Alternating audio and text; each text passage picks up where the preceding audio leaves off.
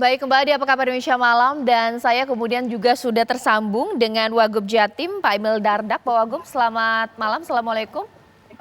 Waalaikumsalam warahmatullahi Ya, wabarakatuh. Pak Wagub, kalau untuk Jawa Timur ini seperti apa? Karena memang sekolah tatap muka ini dilakukan secara bertahap ya. Ada kabupaten yang memang belum mau, tapi ada yang sudah siap. Nah, ini bagaimana cara mengkajinya?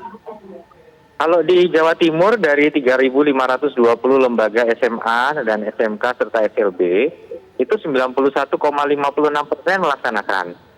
Jadi hampir semua 3.223 lembaga melaksanakan. Total muridnya itu 1,04 juta dan yang sudah mulai masuk ada sekitar 480.000 siswa. Ada tidak yang belum mau untuk melaksanakan sekolah tatap muka? Antusiasmenya sebegitu tinggi ya, jadi yang tidak melaksanakan pun lebih karena kendala teknis, bukan karena fundamental gitu ya. Gitu.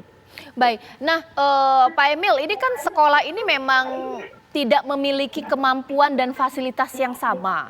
Oke lah, kalau yang dekat-dekat kota, mereka punya banyak resource, gedungnya baik, sanitasinya baik. Nah, untuk sekolah daerah yang pedalaman ini, kesulitan tidak untuk mencapai checklist dari Diknas setempat bahwa kalau mau PTM harus begini syaratnya? Iya, jadi gini, kalau kita lihat sebarannya memang ini lebih rawan di tingkat jenjang SD ya. Karena SD itu kan ada di pelosok-pelosok gitu ya. Kemudian kalau biasanya tuh satu desa bisa ada lebih dari satu SD bahkan gitu.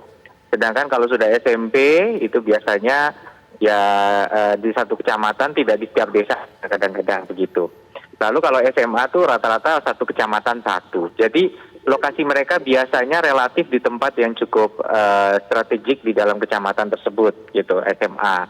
Nah, memang untuk swasta ada mungkin ada pengecualian di beberapa, tetapi realitanya memang biasanya jumlah SMA dan SMK ini lebih sedikit dan terletak di lokasi yang lebih strategis pada umumnya. Namun demikian kita pun menemukan bahwa memang kita perlu memperhatikan aspek ventilasi. Artinya mungkin kelas tidak semuanya seragam ya. Jadi kelas-kelas yang ventilasinya kurang memang kita minta untuk tidak dioperasikan terlebih dahulu ruang kelasnya. Baik, mungkin karena saya juga sudah tersambung dengan Wagub Jabar, Pak UU. Pak UU Ruzanul Ulum, selamat malam, Assalamualaikum, Pak Wagub. Ya, sambil saya tunggu ya, mungkin saya ke Mas Satriwan dulu terlebih dahulu.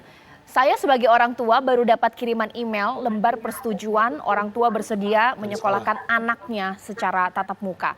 Tapi berpikir sebentar, kalau tiba-tiba ini, amit-amit jangan sampai anak positif. Tapi kalau positif, ini berarti tanggung jawab saya. Sekolah tidak punya tanggung jawab, pemerintah tidak punya tanggung jawab. Ini bagaimana sih cara mengkajinya? Iya, itu yang kita sayangkan ya. Karena umumnya sekolah-sekolah selama ini hanya memberikan surat persetujuan saja. Ya kan, kepada orang tua tanpa memberikan informasi yang memadai dan komprehensif.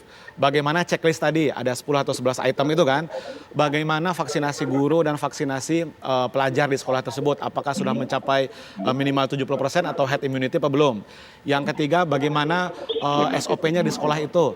Nah, mestinya di surat itu dilampirkan. Jadi tidak hanya meminta izin atau tidak mengizinkan, habis itu tanda tangan. Kalau hanya begitu, saya rasa orang tua ketempuhan kalau bahasa kampung saya itu ya. Jadi artinya dia yang kena getahnya nanti gitu. Kalau kenapa-kenapa ya tanggung jawab semua dari orang tua. Nah, Pemda pun rasanya tidak mau bertanggung jawab, makanya diserahkan kepada sekolah. Sekolah menyerahkan kepada orang tua. Jadi kalau kenapa-kenapa, orang tua harus siap. Jangan menggugat kami, guru, jangan menggugat sekolah, jangan menggugat Pemda, jangan menggugat Mas Nadiem kan begitu. Oke, saya penasaran, apakah begitu logikanya? Saya langsung saja ini sambil saya tunggu Pak UU untuk tersambung. Oh, sudah tersambung. Pak UU, Assalamualaikum. Waalaikumsalam. Pak Wagub, sudah dengar suara saya dengan jelas? Oke, sambil saya nunggu Pak UU untuk tersambung, mungkin saya ke Pak Ganjar terlebih dahulu. Semoga bisa menjelaskan dan mewakili ya kegundagulanaan guru dan juga orang tua. Kalau misalnya ini Pak Wagub, ada anak yang positif. Nah, ini berarti orang tua tidak bisa menggugat kepala daerah, Diknas, sekolah begitu Pak? Ini ke Pak UU atau ke saya nih? Ke Pak Ganjar. Oke, gini. Ada Kak Seto, ada siapa tadi? Mohon maaf saya tidak hafal namanya. Begini. Kak Seto, mohon maaf ya kalau dikatakan bahwa sekolah daring efektif. Tidak, Pak. Kalau ada yang mengatakan sekolah daring efektif, tolong saya dikasih datanya. Nanti dulu, tidak boleh subjektif kita. Karena kita bergulat soal ini sudah lama. Ya, dan bahkan ada kajian-kajian yang sudah melibatkan banyak hal. Yang kedua, Pemda tanggung jawab nggak? Saya tanggung jawab. Tahun lalu kami sudah melakukan uji coba di seluruh SMA, bukan seluruh, beberapa SMA, SMK yang ada di Jateng. Tepatnya ada 36. 35 sukses berhasil, 1 gagal. Karena siswanya tertular karena dari gurunya. Langsung kita tutup, semua kita urusi dan kami bertanggung jawab soal itu. Ya, sampai di sini dulu penjelasannya. Nah, sekarang kita mau buka setelah vaksin mulai muncul. Waktu itu belum ada vaksin, terus kemudian kita jalankan. Ada kok kriteria yang kita lakukan.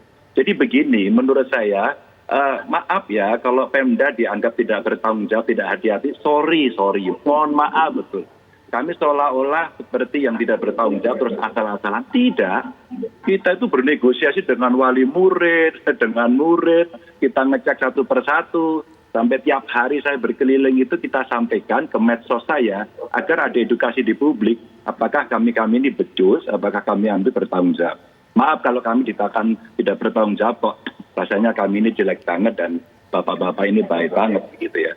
Nah sekarang saya ajak untuk berbicara langsung.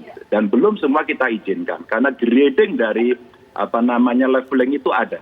Maksud saya kita berdiskusi, kita berdebat, kita mencari solusi. Tapi jangan menggunakan jargon seolah-olah kita tidak bertanggung jawab. Mbak, kalau kayak Mbak ya, anaknya nggak boleh gitu. Saya nggak boleh masuk Pak anak saya. Kami izinkan kok. Tapi Anda tahu nggak orang tua yang stres? Anda tahu murid yang stres? Anda tahu bagaimana mereka berkelahi rebutan gadget di rumah?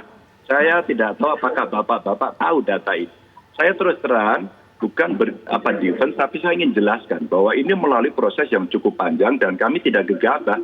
Kalau di Jawa Timur mungkin Mas Emil tadi relatif lebih siap ya semuanya. Kalau kami belum, kami sangat bertahap. Bahkan ada satu sekolah yang waktu itu mencoba nekat tidak izin, saya tutup kok gitu. Jadi saya senang dong berdiskusi lebih dalam. Jadi kalau ada sharing data, saya juga mau sharing begitu.